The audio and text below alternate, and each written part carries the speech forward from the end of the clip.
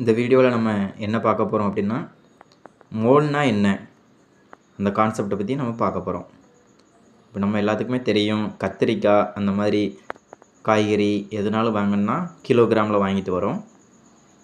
இது நம்ம எண்ணெய், பால் அந்த மாதிரி லிக்விடான பொருட்களை லிட்டரில் வாங்கிட்டு வரோம். அதே மாதிரி கெமிக்கலுக்குன்னு சொல்லி ஒரு யூனிட் இருக்குது, அதுதான் மோல் அப்படிங்கிற ஒரு யூனிட். ஸோ மோல் அப்படின்னா ஒவ்வொரு கெமிக்கலில் நம்ம ஒரு மோல் அப்படின்னு சொன்னோம் அப்படின்னா எதை நம்ம ஒரு மோல் அப்படின்னு சொல்கிறோம் அப்படின்னு பார்ப்போம். 1 mole of sodium chloride. Sodium குளோரைடில் ஒரு மோல் அப்படின்னா என்னென்னு பார்ப்போம். அதாவது சோடியம் குளோரைடுங்கிறது சாதாரண உப்பு, நம்ம வீட்டில் பயன்படுத்தக்கூடிய சாதாரண உப்பு.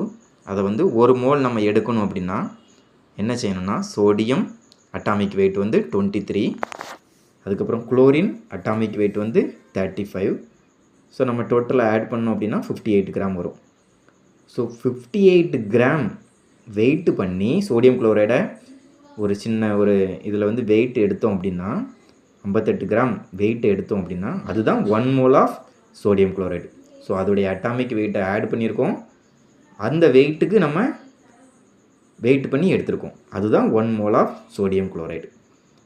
சரி, 1 மோல் ஆஃப் சோடியம் குளோரைடில் எவ்வளோ பார்ட்டிகிள்ஸ் இருக்கும் அப்படின்ட்டு ஒரு கான்செப்ட் இருக்குது, அவகாட்ரோ கான்செப்ட்.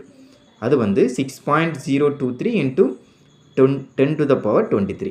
அது என்ன கெமிக்கல் எடுத்தாலும் சரி தான், அதோடைய 1 மோல் எடுத்தோம் அப்படின்னா இவ்வளவு பார்ட்டிகிள்ஸ் இருக்கும். நன்றி.